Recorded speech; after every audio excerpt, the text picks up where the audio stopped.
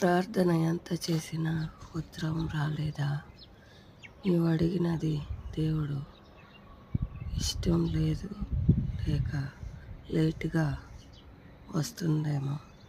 అడిగినది ఇస్తే నీవు దేవుడికి ఉపయోగపడవేమో, లేకపోతే దేవుడు స్వరూప్యానికి అది అడ్డమేమో. దేవుడు ఏమి చేసినా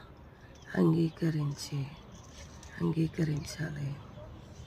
మనల్ని శుద్ధం చేసేటప్పుడు కొన్ని విషయాల్లో మనకి ఇష్టం ఉండదు. ఎందుకంటే మనకు పాప స్వభావం ఉంది కనుక, పాపాన్ని వదిలేకి ఇష్టం లేదు కనుక, మనల్ని శుద్ధీకరించేటప్పుడు ఎన్నో విషయాల్లో ఉత్తరాలు రాదు.